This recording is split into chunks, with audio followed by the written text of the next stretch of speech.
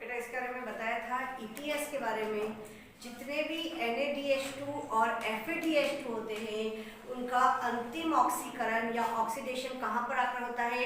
Electron transport system. Electron transport system कहाँ पर चलता है? Inner membrane of mitochondria. ये माइटोकॉन्ड्रिया की इनर मेम्ब्रेन है। ये क्या है? माइटोकॉन्ड्रिया की आंतरिक झिल्ली। और ये क्या है? इसकी आउटर मेम्ब्रेन। ठीक है। और इनर मेम्ब्रेन और आउटर मेम्ब्रेन के बीच में जो स्पेस होता है उसको बोलते हैं पेरीमाइटोकॉन्ड्रियल स्पेस। ये तो बात हम कर रहे हैं इनर मेम्ब्रेन। इनर मेम्ब्रेन पर क्या लगे हुए रहते हैं? F1 पार्टिकल या ऑक्सीसोम। कल मैंने माइटोकॉन्ड्रिया में बताया था आपको। और ऑक्सीसोम के हेड वाले पार्ट में कौन सा एंजाइम होता है? ATPase enzyme. और यहीं पर फॉर्मेशन होता है ADP से। ADP प्लस इनऑर्गेनिक फास्फेट से किसका फॉर्मेशन हो जाता है? ATP का निर्माण हो जाता है। और किसकी एनर्जी से होता है? ऑक्सीडेशन रिडक्शन की, ऑक्सीकरण अपचयन की। अच्छा एक बात बताइए, जब भी ऑक्सीडेशन की प्रोसेस होती है तो इलेक्ट्रॉन का लॉस होता है या प्रॉफिट होता है? ऑक्सीडेशन के अंदर इलेक्ट्रॉन का क्या होता है बेटा? लॉस होता है। ठीक है। अब यहाँ पर NaDH2 और FeDH2 का क्या हो रहा है? ऑक्सीडेशन। ऑक्सीडेशन का मतलब इसमें से हाइड्रोजन हट जाएगी। ठीक है। और हाइड्रोजन हट जाएगी और इस एनर्जी का यूटिलाइज होकर ADP से किसका फॉर्मेशन होगा? ATP का। इलेक्ट्रॉन ट्रांसपोर्ट सिस्टम में 5 कॉम्प्लेक्स काम करते हैं। कितने? 5 कॉम्प्लेक्स काम करते हैं। एक सबसे पहले मैंने लिखा है FMN। FMN को कहा जाता है फ्लेविन मोनोन्यूक्लियोटाइड। FMN की फुल फॉर्म में फ्लेविन मोनोन्यूक्लियोटाइड। ठीक है। इसके बाद में मैंने लिखा है FeS। ये FeS का मतलब है आयरन सल्फर प्रोटीन। कौन से प्रोटीन है? Iron sulphur protein. इसके बाद में मैंने लिखा है कोएंजाइम Q। कोएंजाइम Q को कहा जाता है यूबिक्विनोन। क्या कहा जाता है? कोएंजाइम Q को कहा जाता है यूबिक्विनोन। उसके बाद में एक जो साइटोक्रोम होता है साइटोक्रोम C। CYT का मतलब हमेशा क्या रहता है? साइटोक्रोम बहुत इंपॉर्टेंट होता है, बहुत मोस्ट इंपॉर्टेंट है। ये इलेक्ट्रॉन कैरियर के रूप में या इलेक्ट्रॉन वाहक के रूप में कार्य करता है। और मैंने आपको बताया था कोएंजाइम Q और साइटोक्रोम C ये मोबाइल इलेक्ट्रॉन कैरियर होते हैं, मतलब गतिशील इलेक्ट्रॉन वाहक होते हैं। ठीक है। ये मोबाइल इलेक्ट्रॉन वाहक होते हैं, मोबाइल इलेक्ट्रॉन कैरियर होते हैं। अब क्या होता है? NaDH2 अपने इलेक्ट्रॉन किसको देता है? FMN को, फ्लेविन मोनोन्यूक्लियोटाइड को देता है। किसको देता है? फ्लेविन मोनोन्यूक्लियोटाइड को देता है। और जब NaDH2 अपने इलेक्ट्रॉन देता है तो कितने प्रोटॉन जनरेट होते हैं? 6 प्रोटॉन। कितने प्रोटॉन जनरेट होते हैं? 6 प्रोटॉन। इसीलिए एक NaDH2 से कितने ATP बनते हैं? 3 ATP। ये FeDH2 अपने इलेक्ट्रॉन किसको देता है? Coenzyme Q। किसको देता है? Coenzyme Q। तो कितने जो प्रोटॉन होते हैं वो बनते हैं? 4 प्रोटॉन बनते हैं। देखिएगा ये आगे मैं आपको बताऊंगी फोटो फास्फोराइलेशन के अंदर। NaDH2 कितने प्रोटॉन देता है? 6 प्रोटॉन। प्रोटॉन का मतलब क्या होगा बेटा? हाइड्रोजन। तो कितने ATP बनते हैं 6 प्रोटॉन से? 3 ATP। यानी एक ATP के लिए फॉर फॉर्मेशन ऑफ 1 ATP कितने प्रोटॉन रिक्वायर्ड होते हैं? 2 प्रोटॉन। ठीक है। FeDH2 जो है ये कितने प्रोटॉन देता है? 4 प्रोटॉन। कितने ATP बन जाते हैं इससे? एक ATP के लिए कितने प्रोटॉन जरूरी होते हैं? 2 प्रोटॉन। ये जो थ्योरी है कीमोस्मोटिक थ्योरी है, मैं आगे आपको समझा रही हूँ। अभी हम यहाँ पर बात करते हैं। मैंने आपको बात कही कि NaDH2 अपने किसको दे रहा है? फ्लेविन मोनोन्यूक्लियोटाइड को। और FeDH2 किसको देता है? Coenzyme Q। ठीक है। ये पूरा इलेक्ट्रॉन का सिर्फ वहन बताया, ऑक्सीडेशन रिडक्शन नहीं बताया। लास्ट में साइटोक्रोम A3 जो है इसमें से लास्ट इलेक्ट्रॉन डोनर जो होता है वो कौन होता है? Cytochrome A3। ठीक है। साइटोक्रोम A और A3 को कहा जाता है साइटोक्रोम ऑक्सीडेज। क्या कहा जाता है? Cytochrome oxidase. तो साइटोक्रोम ऑक्सीडेज में क्या क्या आ जाते हैं? साइटोक्रोम A और A3 आ जाते हैं। साइटोक्रोम A3 का ऑक्सीडेशन हो जाता है और ऑक्सीजन में, क्योंकि ये हाइड्रोजन इसके अंदर जुड़ रही थी और ये हाइड्रोजन जुड़ जाती है इसलिए ऑक्सीजन का हो जाता है रिडक्शन। और किसका फॉर्मेशन हो जाता है? प्रोडक्ट क्या बन जाता है? Metabolic water. किसका फॉर्मेशन हो जाता है? Metabolic water. Cyclic mononucleotide, iron sulphur protein, coenzyme Q, cytochrome B, ये पूरी चेन है, cytochrome B, C, C1, A और A3। ये जो साइटोक्रोम A और A3 ये क्या होते हैं, इसके अंदर वैसे होते हैं कॉपर कंटेंट होते हैं, दो कॉपर सेंटर होते हैं, इन्हें कहा जाता है साइटोक्रोम ऑक्सीडेज। किसमें हेल्पफुल होता है? साइटोक्रोम A3 के ऑक्सीडेशन में और ऑक्सीजन के रिडक्शन में, और किसका फॉर्मेशन हो जाता है? मेटाबॉलिक वाटर का फॉर्मेशन होता है।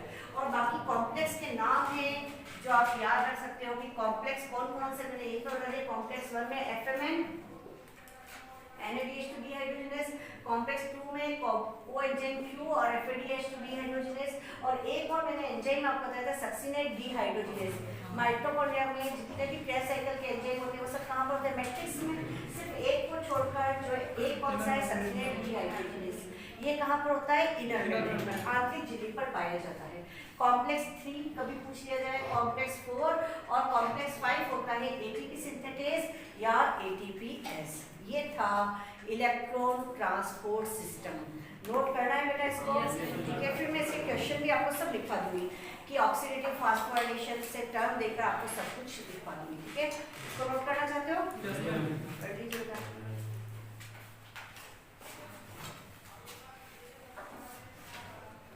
FMN, इसको FP भी बोलते हैं, फ्लेवोप्रोटीन।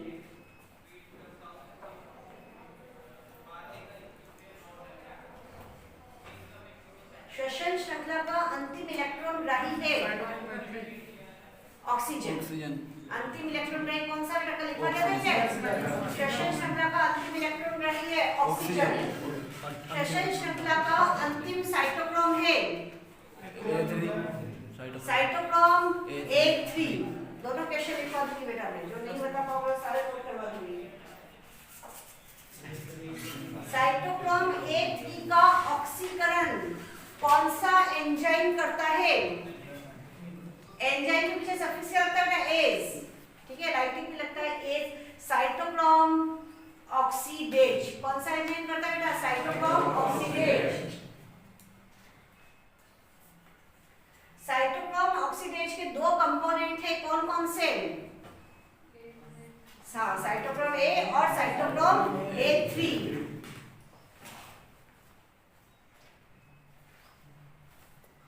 ETS के दौरान NADH2 अपने 2 इलेक्ट्रॉन या 2 हाइड्रोजन किसे देता है? NADH2 FMN को। 2 हाइड्रोजन या 2 इलेक्ट्रॉन किसको दे रहा है बेटा? FMN को देता है। तो श्वसन श्रृंखला में कितने ATP उत्पन्न हो जाते हैं NADH2 से? 3 ATP। और FADH2 अपने 2 इलेक्ट्रॉन या 2 हाइड्रोजन किसको देता है? कोएंजाइम Q को। इसलिए कितने ATP उत्पन्न होते हैं? 4। हाँ, एक FADH2 से 2 ATP बनते हैं, वो 2 बनते। बाकी एक FADH2 के ऑक्सीकरण से कितने ATP उत्पन्न होंगे? 2। एक NADH2 के ऑक्सीकरण से कितने ATP उत्पन्न होंगे? 3। और कल आपको बता दें ना ग्लिसरॉल फॉस्फेट शटल और मेलेट एस्पार्टेट शटल 36-38 ATP का नहीं बताया ना आज बताना।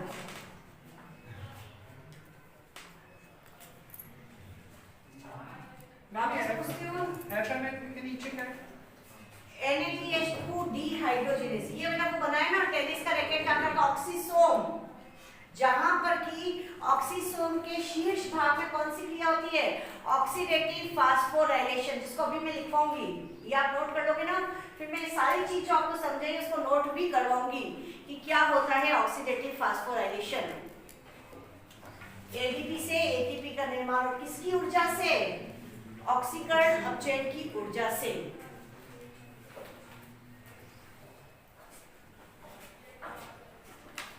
श्वसन श्रृंखला का अंतिम इलेक्ट्रॉन ग्राही है ऑक्सीजन। का लिखवाया था, मैंने नोट करवा दी थी और रेड पेन से कलेक्ट करवाया था क्योंकि क्वेश्चन पेपर में आ चुका है।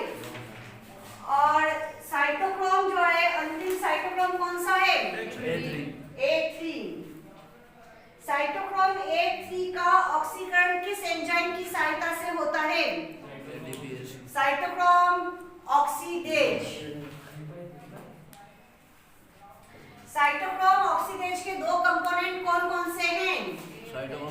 साइटोक्रोम A और H3 दो कॉपर सेंटर होते हैं, कॉपर कंटेनिंग होता है। ETS के दौरान NaDH2 अपने इलेक्ट्रॉन किसको देता है? FMN को। किसको दे रहा है बेटा ये NaDH2? किसको दे रहा है बेटा? FMN को। और FADH2 किसको दे रहा है? कोएंजाइम Q, यूबिक्विनोन को। ठीक है, इसलिए NaDH2 के ऑक्सीकरण से कितने ATP बनेंगे? 3 ATP। और FADH2 के ऑक्सीकरण से 2 ATP।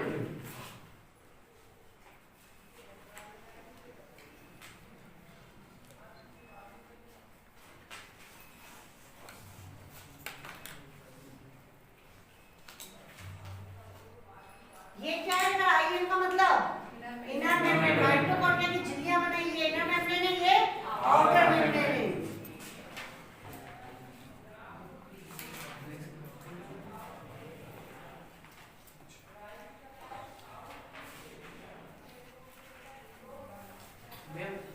साइटोक्रोम C1 पहले आएगा, साइटोक्रोम C बाद में आएगा ना।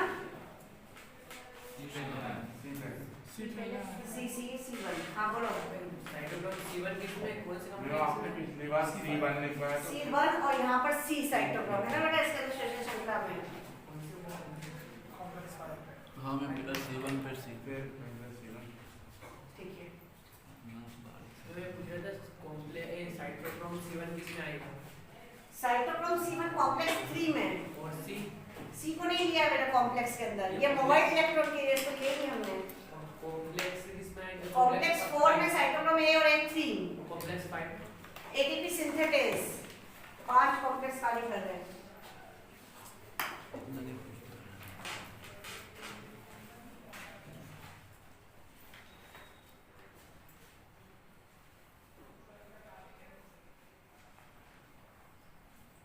सक्सिनेट डिहाइड्रोजनेस कॉम्प्लेक्स 2 में है। ठीक है, 5 कॉम्प्लेक्स अलग से भी टेबल बना सकते हो, नेम ऑफ कॉम्प्लेक्स और साथ में कंपोनेंट्स। पिछली बार टेबल बना दी थी ना बेटा आपने, हमने नेम ऑफ कॉम्प्लेक्स की और कंपोनेंट्स की। चैप्टर के लास्ट में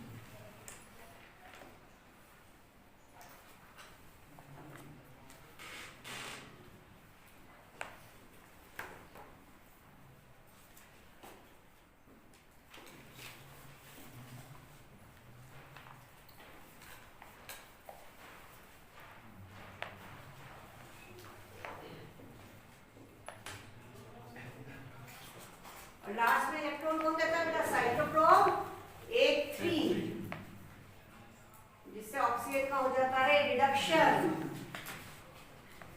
और रिडक्शन होकर किसका फॉर्मेशन होता है? मेटाबॉलिक वाटर का फॉर्मेशन हो जाता है।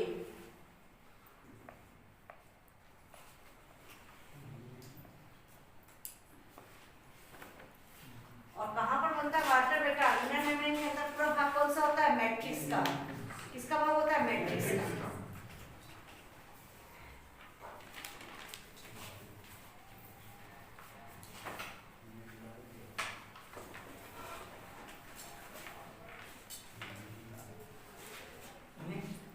मेरे को कुछ समझ नहीं आ रहा है इसमें प्रदर्शित। कितने NaDH2 बन गए थे बेटा टोटल ग्लाइकोलिसिस में और क्रेब्स चक्र में? 10 हो गए 10 10 NaDH2, ये तो मालूम है। बार बार रिपीट, ग्लाइकोलिसिस में 2, लिंग अभिक्रिया में 2, क्रेब्स चक्र में 6, 10 NaDH2। कितने FADH2 बन गए बेटा? 2 FADH2। अब ये सब का क्या होगा बेटा? ऑक्सीकरण। ऑक्सीकरण होगा तभी तो इससे कितने ATP बनेंगे? FADH2 से कितने ATP बनेंगे? 4 ATP। तो कितने बनते इलेक्ट्रॉन ट्रांसफर सिस्टम में आकर? 34। सबसे ज्यादा ATP यहाँ पर बनते हैं। अब आपको क्या समझना, देखिए अभी तक हमारी क्रिया कहाँ पर चल रही? क्रेब्स चक्र में, मैट्रिक्स में। ठीक है, ये मैट्रिक्स में क्या बन रहा था बेटा? वाटर जो बन रहा था कहाँ पर बन रहा था? मैट्रिक्स में। अब इलेक्ट्रॉन स्थानांतरण तंत्र में हम क्या पढ़ रहे हैं? इलेक्ट्रॉन का स्थानांतरण नाम से समझ में आ रहा है आपको। अब ये इलेक्ट्रॉन कहाँ से आ रहे हैं? तो यहाँ पर क्या हो रहा है? NaDH2 और FADH2 का ऑक्सीकरण। जब भी ऑक्सीडेशन होता है तो क्या होता है? इलेक्ट्रॉन का लॉस होता है, मतलब ये अपने इलेक्ट्रॉन को दे देता है। अब NaDH2 है, बने तो ये तो मालूम है। ये NaDH2 अपना इलेक्ट्रॉन किसको दे रहा है? ठीक है, ये पूरा इलेक्ट्रॉन का स्थानांतरण बता रहा है कि ये सारे कैरियर है बीच के अंदर, सारे क्या है बेटा वाहक है, ये अपने इलेक्ट्रॉन दे रहा है। तो आपको Na2 अपने इलेक्ट्रॉन किसको देता है, पहली चीज ये बता देना, ये इलेक्ट्रॉन आगे चल रहे हैं। अब जब इलेक्ट्रॉन चल रहे हैं, ये जो एनर्जी हो रही है, इस एनर्जी से आंतरिक झिल्ली पर क्या लगा हुआ है बेटा, ये ऑक्सीसोम, ठीक है। और इस ऑक्सीसोम में क्या क्रिया होती है, एटीपी का निर्माण, जिसको हम बोलते हैं ऑक्सीडेटिव फास्फोराइलेशन। ये जो ऊर्जा निकल रही है इससे किसका निर्माण हो रहा है, एटीपी का। कुछ नहीं, इलेक्ट्रॉन को चलने दो, सिर्फ सीक्वेंस याद कर लो। इसका फुल फॉर्म मैंने आपको बताई थी, FMN है ना, FMN से इलेक्ट्रॉन कहां पर आ गया, आयरन सल्फर पर। फिर FADH2 अपने इलेक्ट्रॉन किसको देता है, कोएंजाइम। ये मैंने क्यों बताया, क्योंकि आपके दिमाग में आता है NADH2 से 3 एटीपी बनते हैं, FADH2 से 2 एटीपी ही क्यों बनते हैं, क्योंकि फर्क है यहाँ पर। NADH2 अपने इलेक्ट्रॉन किसको दे रहा है, फ्लेविनोल को, और FADH2 किसको दे रहा है, कोएंजाइम, इसलिए ठीक है, कोएंजाइम को। अब ये इलेक्ट्रॉन चले साइटोक्रोम B से साइटोक्रोम C पर, C से साइटोक्रोम C1 से C पर, A पर और फिर A3 पर। यहाँ पर आ गया बेटा electron.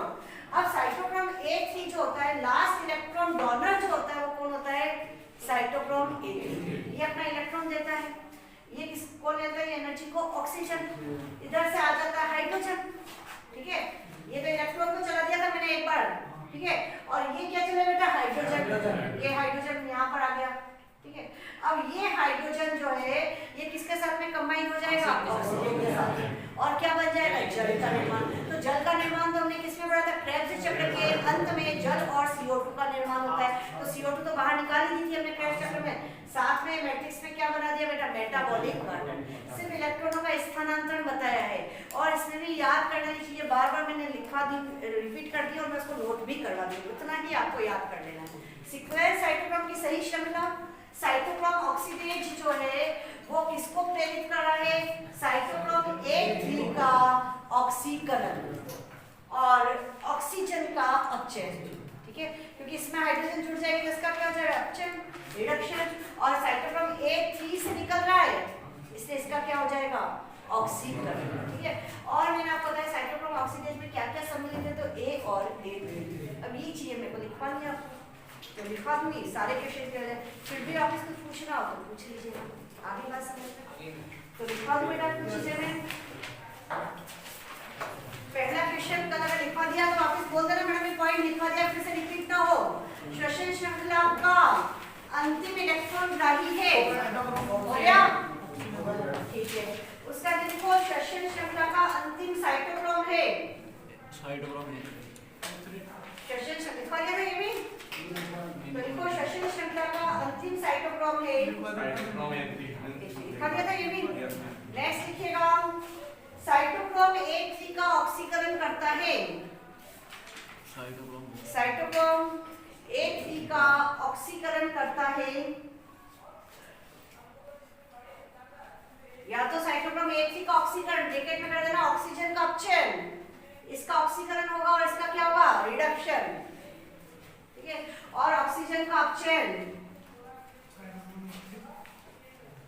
Answer enzyme cytochrome oxidase,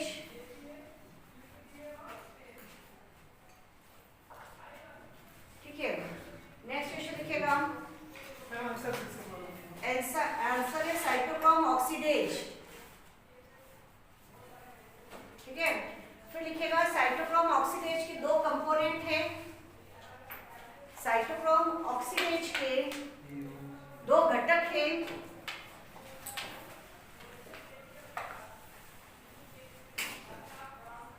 cytochrome A और साइटोक्रोम A3।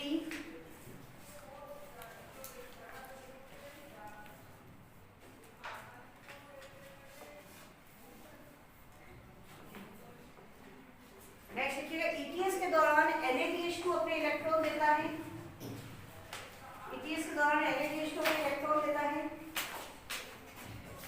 ठीक है। इलेक्ट्रॉन लिख दो, प्रोटॉन लिख दो, इलेक्ट्रॉन या प्रोटॉन देता है, किसको देता है बेटा, ETS के दौरान NADH2 अपने इलेक्ट्रॉन या प्रोटॉन देता है, तो किसको देना है बेटा, FMN को। फिर नेक्स्ट क्वेश्चन इसी नाम से, ETS के दौरान FADH2 अपने इलेक्ट्रॉन देता है कोएंजाइम Q को,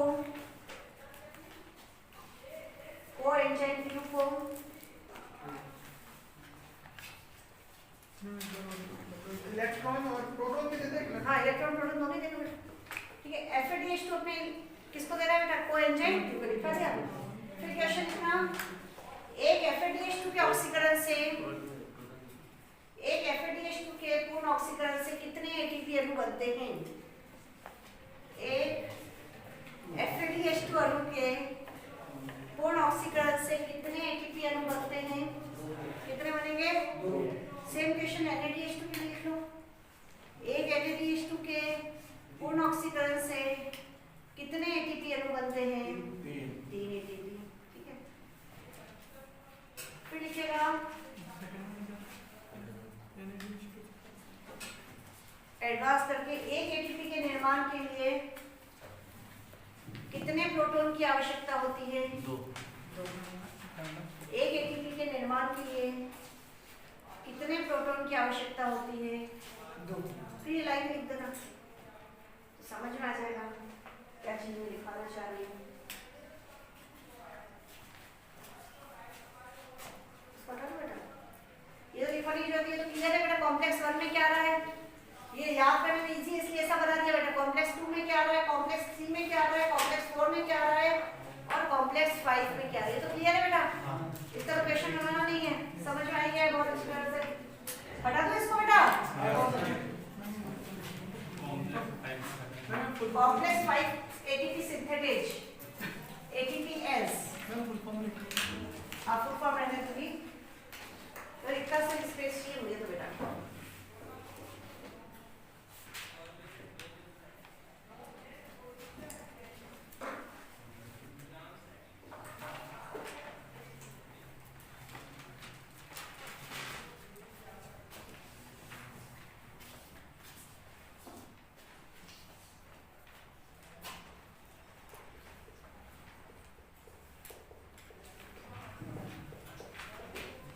ऑक्सीडेटिव, जैसे इंग्लिश वर्ड ऑक्सीडेटिव, हिंदी में ऑक्सी काली कहते हैं पर मैं इसी शब्द का प्रयोग करती हूँ बेटा हिंदी शब्द में।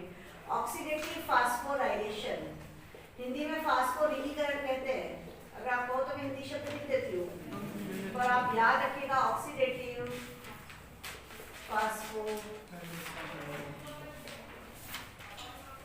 क्या मतलब होता है इसका बेटा?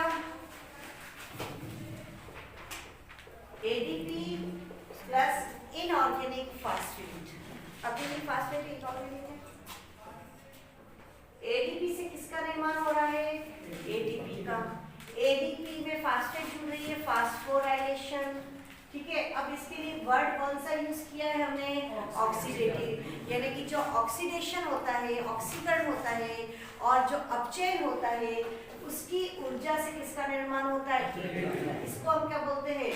Oxidative phosphorylation. लिखो डेफिनेशन। ADP और इनऑर्गेनिक फास्फेट से, ADP और इनऑर्गेनिक फास्फेट से ATP का निर्माण, ATP का निर्माण फास्फोराइलेशन कहलाता है।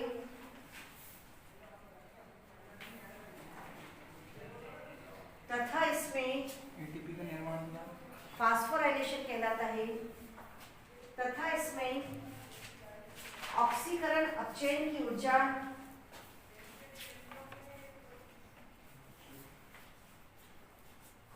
काम में आती है, इसलिए इसे तथा इसमें ऑक्सीकरण अपचयन की ऊर्जा काम में आती है, इसलिए इसे ऑक्सीडेटिव फास्फोराइलेशन कहते हैं। इसलिए इसे ऑक्सीडेटिव फास्फोराइलेशन कहते हैं। किस जगह पर होता है ये?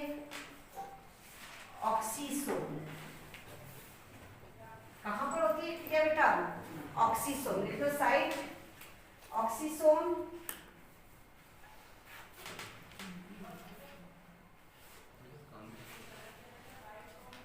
ऑक्सीसोम कहां पर पाया जाता है बेटा?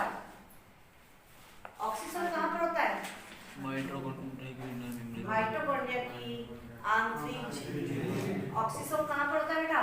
माइटोकॉन्ड्रिया की आंतरिक झिल्ली पर।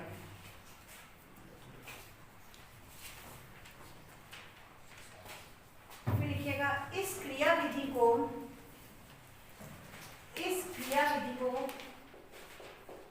रसोपरासरणी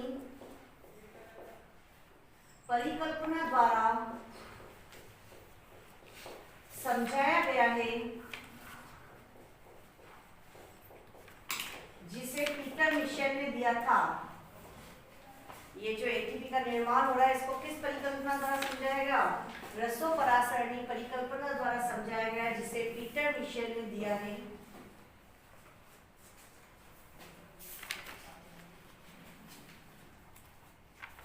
और क्या परिकल्पना थी? इसके अंदर ट्रांस मेम्ब्रेन की आवश्यकता होती है, प्रोटॉन पंप चाहिए, और ये चीज आपको क्लियर हो गई तो आपका आंसर वैसे ही हो जाएगा। एक NADH2 के ऑक्सीडेशन होगा तो कितने प्रोटॉन बनेंगे? 6 प्रोटॉन। कितने एटीपी बन गए? 3। एक FADH2 से 4 प्रोटॉन, कितने बन गए? 2 एटीपी। और एक एटीपी के लिए कितने प्रोटॉन चाहिए? 2 प्रोटॉन। हो गई बात कंप्लीट। यही इसके अंदर चीज थी। अब आ जाता है शटल तंत्र। ठीक है बेटा, मैं क्या समझा रही हूँ आपको? शटल तंत्र। इसको हटा दूं मैं कंप्लीट? लिखना कुछ बाकी है? लिख लीजिए।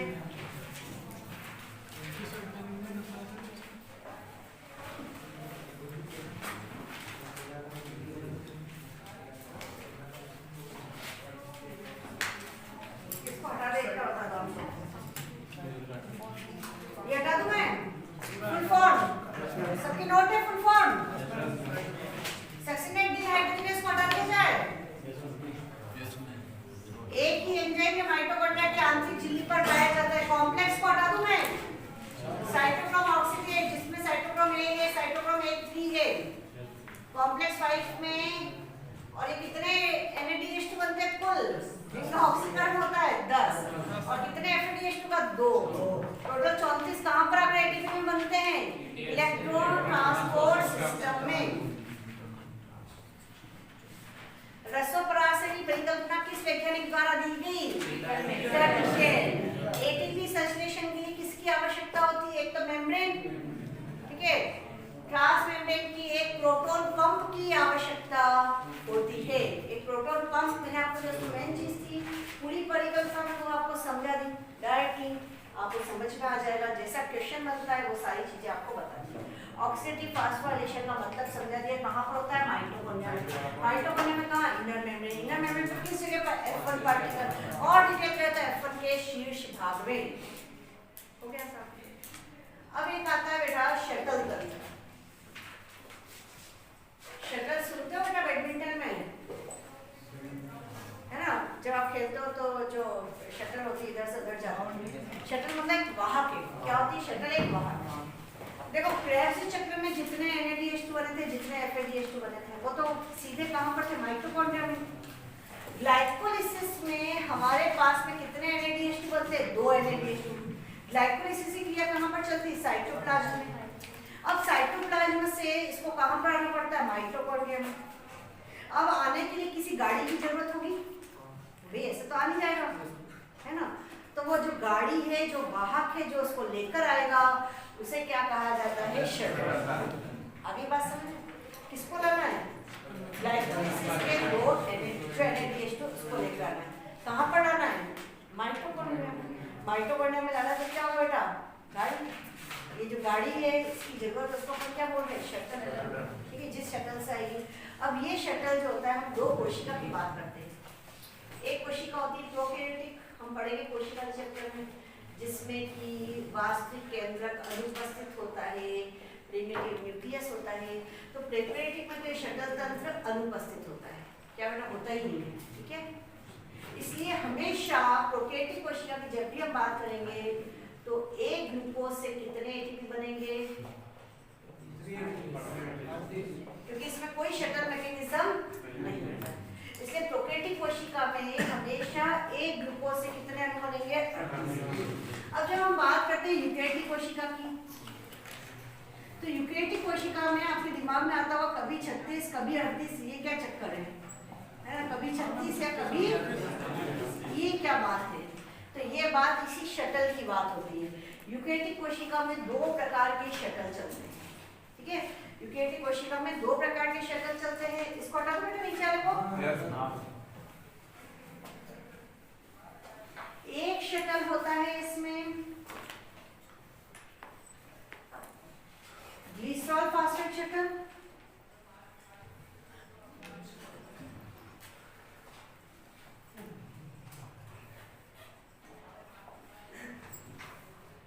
एक कौन सा शटल होता है ग्लिसरॉल फॉस्फेट शटल। ये कहां पर चलता है? ये चलता है ब्रेन में, न्यूरॉन में, मसल्स में, पेशी में, ठीक है, पेशी के अंदर। जब ये ग्लिसरॉल फॉस्फेट शटल चलता है तो एक ग्लूकोज से कितने एटीपी बनते हैं? 36। और एक होता है मैलेट एस्पार्टेट शटल। जब ये शटल चलता है तो एक ग्लूकोज से कितने एटीपी बनते हैं? जैसे किडनी में, लीवर में, हार्ट में, सब में कौन सा शटल चलता है? Malate aspartate shuttle. तो उसमें एक ग्लूकोज से कितने एटीपी बनेंगे? 38 एटीपी। अब आपके दिमाग में क्वेश्चन आ गया कि क्या आंसर करना है यूकेरियोटिक कोशिका में। इसको हटा दे बेटा बीच वाले को। अब आपका क्वेश्चन आता है प्रोकैरियोटिक कोशिका में एक ग्लूकोज के पूर्ण ऑक्सीकरण से कितने एटीपी अणु बनते हैं? सिंपल क्वेश्चन है। एक ग्लूकोज के पूर्ण ऑक्सीकरण से, कुछ भी याद नहीं, एक ग्लूकोज के पूर्ण ऑक्सीकरण, कंप्लीट ऑक्सीडेशन हो रहा है, सीधा सा कितने एटीपी? कोई शक्ल नहीं दिया है, कोई प्रोकैरियोटिक यूकेरियोटिक कुछ नहीं, सिंपल क्वेश्चन पूछा है। तो आपका फर्स्ट ऑप्शन क्या राइट होगा? मैं आपको बता रही हूँ ना, मोस्ट एप्रोप्रिएट आंसर। अगर आपको 36 या 38, फर्स्ट चॉइस आपकी क्या होगी बेटा? 36 या 38, ठीक है। ये हो गया आपका फर्स्ट ऑप्शन। मतलब ऑप्शन एबीसीडी नहीं दे रही, फर्स्ट चॉइस बता रही हूँ आपकी। किसको राइट लगाना है आपको? 36 से। अब मान लो ऑप्शन में है ही नहीं 36 से 38, तो सेकंड बात मैं किसकी कर रही हूँ? किसकी बात पे किसको राइट लगाना है आपको? 36 अलग दिया है, 38 अलग दिया है, किसको राइट लगाओगे आप? कि प्रोकैरियोटिक में तो हमेशा ही 38 लग जाए।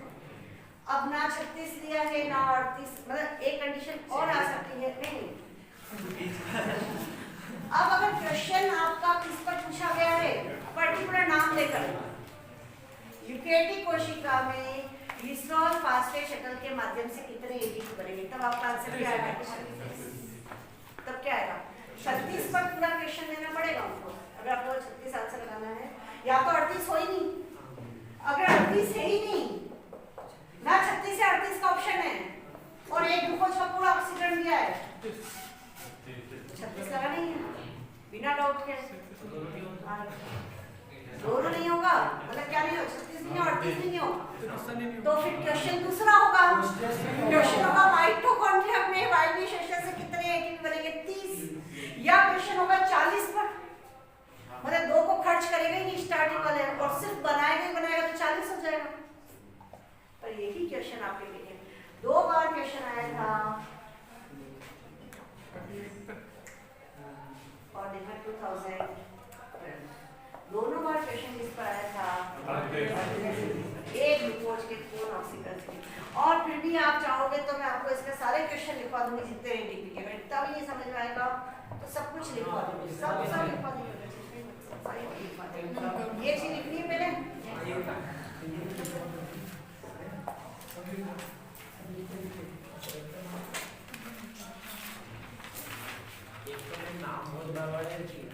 हाँ, नाम तो याद हो जाता होंगे सारे, ग्लिसरॉल फॉस्फेट शटल, नाम इसमें कभी तुम केमिस्ट्री में तो केमिस्ट्री और नीम की बात अलग है, वो तो नीम में पूरी तो पता है। हाँ पढ़ी है ना 2 साल बेटा, केमिस्ट्री पढ़ी है, मैथ्स पढ़ी है 2 साल, अब ये एग्रीकल्चर याद कर लेते हैं। केमिस्ट्री में अब ये शब्द जो है नए नए हैं, glycerol phosphate shuttle, malate, aspartate, shuttle, नाम लगता है नए नए मैथ्स के बच्चों को।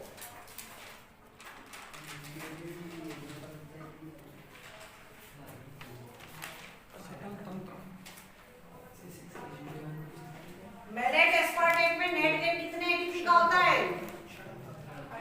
38।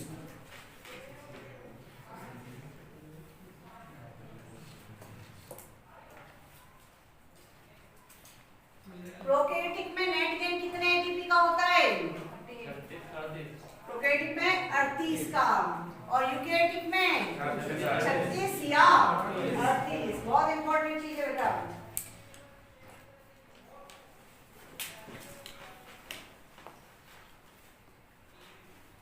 प्रोकैरियोटिक में हमेशा 38 और यूकैरियोटिक में 36 या 38।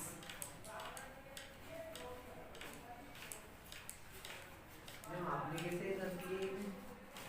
ये कैसे याद कर लिया आपने? बेटा हम लोग, तुम तो हमसे ज्यादा इंटेलिजेंट हो।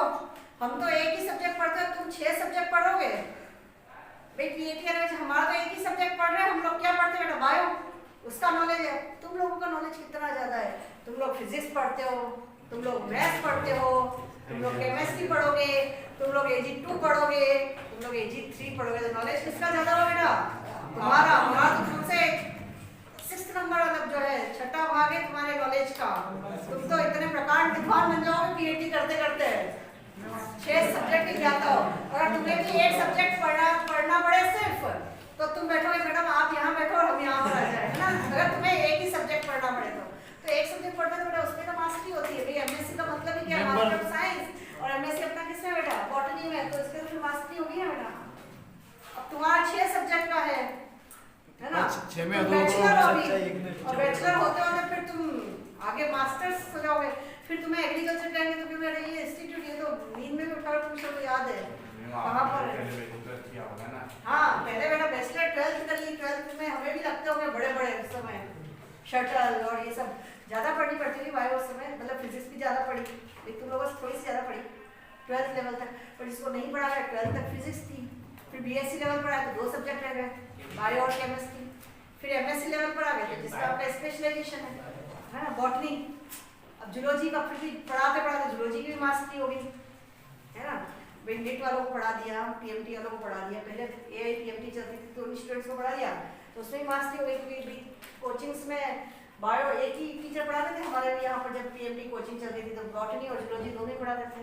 तो बॉटनी में तो एमएससी थी डिग्री, साथ में जूलॉजी की भी हो गई, मतलब पढ़ाते पढ़ाते डिग्री हो गई। और ये हो गई मास्टर्स डिग्री, ठीक है बेटा? उसके बाद में आप जो करना चाहें, आप भी धीरे धीरे मास्टरी, मतलब एमएससी में जब जाओगे एग्रीकल्चर में, तो एमएससी में भी अलग अलग ब्रांचेस हैं। एग्रोनॉमी, प्लांट ब्रीडिंग, फिर एंटोमोलॉजी, इकोनॉमिक्स। तो जिस ब्रांच में आप पढ़ोगे उसके आप मास्टर हो जाओगे। फिर आप अभी ब्रीडिंग पढ़ते हो छोटा सा, फिर उसको बड़ा फॉर्म आ जाती है। सारी चीज़ों का यहाँ पर ये समझो, जो चैप्टर आप पढ़ोगे ना, ये सब बड़े रूप में कॉलेज में आ जाएंगे। अभी आप जेनेटिक्स पढ़ोगे, छोटा सा जेनेटिक्स पढ़ाएंगे है ना, 5-6 दिन में। फिर उसी जेनेटिक्स की बुक आ जाएगी कॉलेज में। अभी सेल आप पढ़ोगे, आगे साइकोलॉजी की बुक आ जाएगी। अभी फिजियोलॉजी पढ़ रहे हो, पर इतनी फिजियोलॉजी पढ़ लेते हैं कि ये थोड़े से बड़े रूप में, ये आगे तक आपके कंपटीशन में काम आती है। अभी तक, है ना? आपके टीचर से एग्जाम होते हैं तो पूछना कि फिजियोलॉजी पढ़ी थी क्या आपने? प्लांट फिजियोलॉजी, फोटोसिंथेसिस, रेस्पिरेशन, बाकी तो ज़्यादा नहीं। आगे वाले सिस्टम पर आ जाए बेटा अपन। शटल मैकेनिज्म हो गया, इतनी डिटेल इतनी आपके लिए बहुत है। कैसे आए, एक ग्लूकोज से 36 ही क्यों बने, एक ग्लूकोज से 38 क्यों बने, ये भी बता देती, पर डिटेल करनी है ना, वो करनी होती तो बता देती, ठीक है? तो आगे हम चले बेटा एनारोबिक रेस्पिरेशन पर, अनाक्सी श्वसन पर। हमने बनाया था पाइरुविक अम्ल और कहा था कि पाइरुविक अम्ल का भविष्य किस पर निर्भर करेगा। अगर ऑक्सीजन अवेलेबल है तो कहाँ पर गया? माइटोकॉन्ड्रिया चला गया था, हमने बना दिए एटीपी। अगर ऑक्सीजन नहीं होगा तो क्या होगा? अनाक्सी श्वसन। अब हम क्या पढ़ेंगे बेटा? अनाक्सी श्वसन। ये हटा दूं, क्वेश्चन लास्ट में करा दूंगी मैं सारे। हालांकि आज मेरा टारगेट था कि सेशन जो है रेस्पिरेशन 4 दिन में कंप्लीट कर दूंगी, तो ये कल कंप्लीट होगा और कल ही हमारा स्टार्ट होगा फोटोसिंथेसिस। क्योंकि छोटी छोटी चीजें सभी बाकी है, आरक्यू बाकी है, ग्लाइकोसिलेट साइकिल थोड़ी सी बतानी है।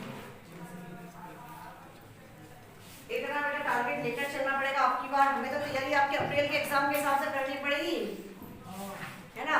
फिर बीच में 12th का भी ध्यान रखना पड़ेगा कि 12th के एग्जाम में पूरा 1 महीना जाता है, क्या लेट हुई ना क्लासेस, तो उस हिसाब से शेड्यूल बना रखा है। चलिए बात करते हैं आगे हम किसकी, अनाक्सीशन की। किसने डिस्कवर किया था बेटा, कॉस्टिचेर, बता दिया था कोच, ठीक है। अनाक्सीशन की साइट बताइए क्या होती है, कहाँ पर होता है अनाक्सीशन, साइटोप्लाज्म में। नेट गेन कितने एटीपी बनते हैं बेटा इसके अंदर, 2 एटीपी, 2 NADH2 भी बनते हैं, पर वो 2 NADH2 कहाँ पर काम में आएंगे, जब पायरुविक एसिड से फॉर्मेशन होगा एसिटाल्डिहाइड का, तो उसका कोई रिडक्शन से कोई एनर्जी रिलीज नहीं होती एटीपी फॉर्म में, ठीक है। तो नेट गेन कितना हो गया बेटा, 2 ATP। अंतिम उत्पाद मैं आपको सिंपल इंग्लिश लिखकर बता रही हूँ कि आप पेपर में इंग्लिश देखना सीख जाएं। ये चीज आ रही है समझ में, जिसको आप कहोगे मैडम ये लिखो अंतिम उत्पाद, तो मैं वो भी लिख दूंगी, पर मेरी कोशिश है कि आप थोड़ा बहुत समझने की कोशिश करें। तो एंड प्रोडक्ट क्या होता है इसके अंदर, लैक्टिक एसिड एंड अल्कोहल, आपने पढ़ा था इथाइल अल्कोहल, और मसल्स के अंदर बनता है लैक्टिक एसिड। हैवी एक्सरसाइज करते हो तो किसका फॉर्मेशन होता है, लैक्टिक एसिड का। अब आता है अनाक्सीशन कहाँ पर होती है,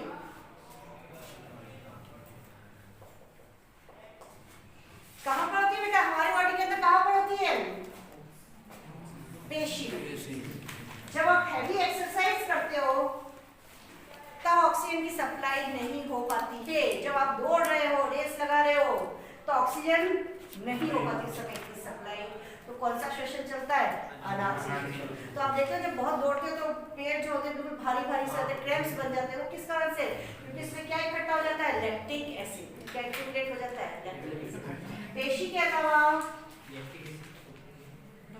मैमेलिया, लैक्टिक एसिड जब दूध से दही बनता है तो क्या बनता है, लैक्टिक एसिड, ठीक है। मैमेलिया आरबीसी, आरबीसी शुगर के लैक्टोज, दूध से दही बनने से लैक्टिक एसिड का, दूध से दही बनता है तो खट्टा होता है ना, दही बनने के कारण क्या बनता है, लैक्टिक एसिड। मैमेलिया की आरबीसी में initial stage of seed germination, बीज अंकुरन की प्रारंभिक अवस्था में कौन सा सेशन होता है, अनाक्सीशन। वाटर लॉक्ड कंडीशन, मतलब जलाक्रांत मृदा होती है, हमने एग्रीकल्चर में चली गई, मुझे ऐसा लग रहा है ज्यादा एग्जाम में। जलाक्रांत मृदा में कौन सा सेशन होता है, अनाक्सीशन। अब मालूम है हमारी जो पृथ्वी की उत्पत्ति, ऑरिजिन ऑफ लाइफ, बायो वाले बच्चे टॉपिक पढ़ते हैं, पृथ्वी की मतलब ऑरिजिन ऑफ लाइफ, जीवन की उत्पत्ति। तो जब जीवन की उत्पत्ति थी तो हमारा वायुमंडल कैसा था मालूम है, उसमें क्या नहीं था, ऑक्सीजन। कैसा था, एनएरोबिक। इनिशियल जो अर्थ थी वो कैसी थी, एनएरोबिक। जीवन की उत्पत्ति कैसे हुई, जीवन की उत्पत्ति, है ना। फिर बेटा धीरे धीरे रिएक्शंस हुई, ऑक्सीजन उत्पादित हुई। सबसे पहले जो बीजीए नीलहरी शैवाल, फोटोसिंथेसिस में पढ़ेंगे तो नीलहरी शैवाल के अंदर जो है सबसे फर्स्ट ऑक्सीजन जो है वो कहाँ से फोटोसिंथेसिस में स्टार्ट हुआ था, बीजीए में। फिर ऑक्सीजन बेटा अब चांद पर बाद में जाएंगे, पहले हम सेशन पर जाए, फिर चांद की सेव भी कोई फुर्सत में कर लेंगे, ठीक है। तो इतने पॉइंट नोट कर लीजिए।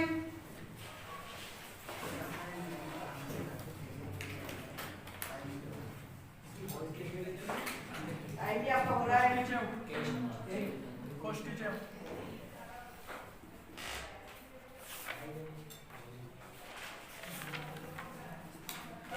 और काफी कुछ ये सेशन से समानता दर्शाता है। सेशन से क्या समानता दर्शाता है, अनाक्सी सेशन में भी क्या होता है, कार्बोहाइड्रेट का अपूर्ण ऑक्सीकरण, विदाउट यूज ऑफ ऑक्सीजन, बिना ऑक्सीजन के उपयोग के। अनाक्सीशन का मतलब ही क्या है, किसकी अनुपस्थिति में होता है, ऑक्सीजन की। अनु का मतलब समझ में आ रहा है, अनुपस्थिति, एब्सेंस ऑफ ऑक्सीजन। और हम बात करते करते हैं फर्मेंटेशन की, किण्वन की।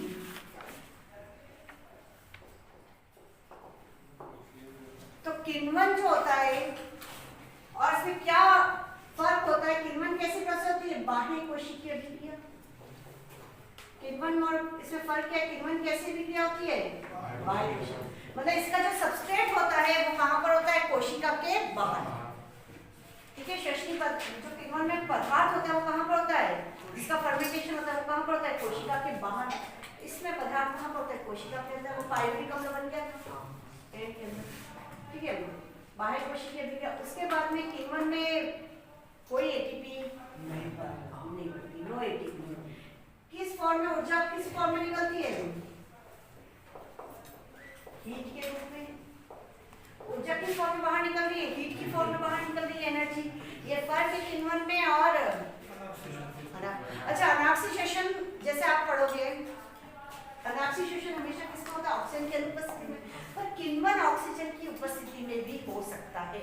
हालांकि एनसीईआरटी में लिखा है अनाक्सीशेषण में भी, मतलब एक पॉइंट लिखा है कि अनाक्सीशेषण और किण्वन में काफी समानता है और यह ऑक्सीजन की उपस्थिति या अनुपस्थिति, पर अनुपस्थिति का मतलब ही क्या हो गया, अनाक्सीशेषण।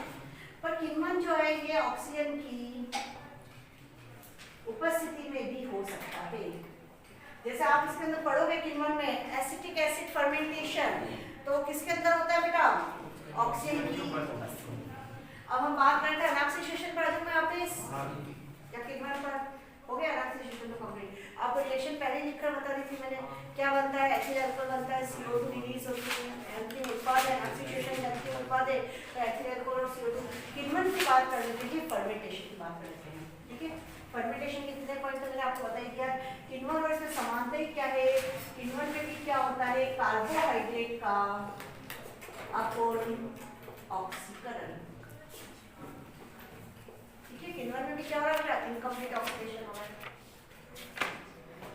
अब ध्यान दीजिएगा, सबसे फर्स्ट सबसे बेस्ट जो किण्वन है, मतलब सबसे बेस्ट नॉन किण्वन जो होता है वो होता है एल्कोहलिक किण्वन,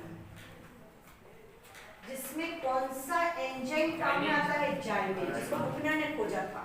कहां से निकाला गया था जाइमेज को, बैक्टीरिया। जाइमेज को किससे निकाला गया था बेटा, बैक्टीरिया से। और ये क्या होता है, एक कवक होता है, बैक्टीरिया में काम में आता है, सैक्चारोमाइसिस सेरेविसिस का नाम होता है। ये तो आपको मालूम है। ग्लूकोज, एक ग्लूकोज से क्या बन गया था, हमारे 2 पायरुविक एसिड। एक ग्लूकोज से क्या बन गया था बेटा, 2 पायरुविक एसिड। और ये जो पायरुविक एसिड जब बना था तो साथ में क्या रिलीज हो गया था, 2 ATP निकला था, वो कुछ जानिए। मैम इससे तो ग्लूकोज और कार्बन डाइऑक्साइड भी निकलती है ना। हाँ निकलती है ना बेटा, मैं तो सिर्फ इसका समझा रही हूँ, आगे तक बताऊंगी, इसको आगे तक लेकर जाऊंगी। ठीक है, ग्लूकोज से क्या बन गया बेटा, 2 पायरुविक एसिड। ग्लाइकोलाइसिस में तो कोई CO2 रिलीज नहीं होता, ये तो आपको क्लियर है ना। आगे पायरुविक एसिड से फिर CO2 रिलीज होगी, है ना। वो अपन लिखते थे पूरा स्टेप के अंदर, पूरा सिचुएशन में CO2 रिलीज करते थे डायरेक्टली। तो मैं आपको पूरी फर्स्ट स्टेप बता रही हूँ एल्कोहलिक किण्वन में क्या होता है। आपके दिमाग में रहना नहीं चाहिए ये NADH कहाँ पर चला गया।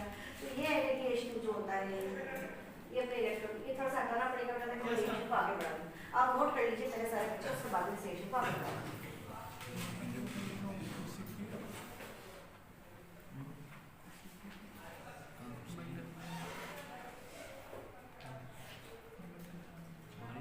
एल्कोहलिक किण्वन किसके द्वारा उत्प्रेरित होता है, कौन से एंजाइम के द्वारा, जाइमेज। और ये याद रखना, किण्वन की क्रिया सारे कवक नहीं करते हैं। किण्वन की क्रिया कुछ जीवाणु और कुछ कवक, सारे कवक नहीं करते, कुछ जीवाणु और कुछ कवक। मतलब कौन सा लिया अपन है, ये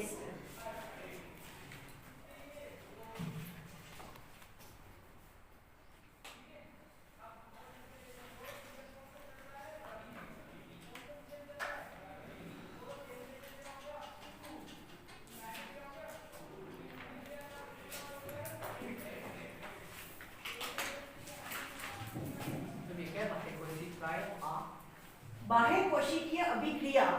अभिक्रिया ये हट गया ना बेटा, अभी मतलब इसमें जो पदार्थ होते हैं वो कहाँ पर होते हैं, कोशिका के बाहर।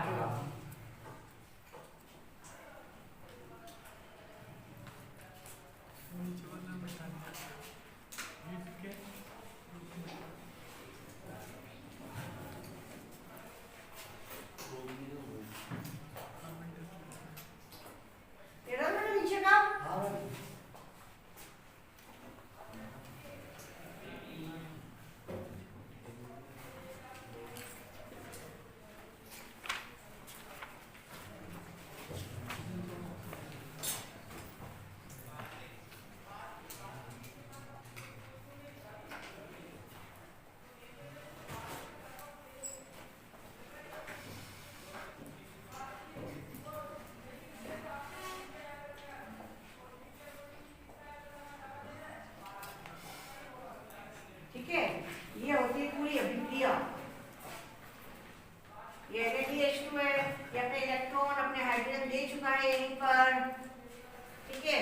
किसका फॉर्मेशन हो गया है, एसिटाल्डिहाइड बन गया है, और ये एसिटाल्डिहाइड और यहाँ पर डी कार्बोक्सिलेशन की भी प्रोसेस हो गई है और डी हाइड्रोजनेशन भी हो गया है। डी कार्बोक्सिलेज एंजाइम ने भी वर्क किया है और डी हाइड्रोजिनेज अल्कोहलिक एनवायरनमेंट में कौन से दो एंजाइम पार्टिसिपेट करते हैं, तो डी कार्बोक्सिलेज और डी हाइड्रोजिनेज, वो भी हट गया है। फॉर्मेशन में एसिटाल्डिहाइड का और फिर बन जाएगा इथाइल अल्कोहल। ये हो गया अल्कोहलिक फर्मेंटेशन, अल्कोहलिक किण्वन, ठीक है। टाइम आप लोगों का हो रहा है तो मेरी इच्छा है किण्वन को मैं कंप्लीट कर दूं क्या बेटा? सर बैठोगे ना अभी क्लास के लिए, कल कर देंगे सेशन 15 मिनट का और 15-20 मिनट आपको और लगेंगे और कल हमारा नया टॉपिक स्टार्ट हो जाएगा, फोटोसिंथेसिस, प्रकाश संश्लेषण। क्वेश्चन लिखवाओगे क्या ना? हाँ क्वेश्चन लिखोगे ना, पूरे एटीपी के लिखोगे बेटा। जैसे ही सेशन कंप्लीट होगा ना, आपके डाउट लिया ना, लगभग आपने पढ़ ही लिया है।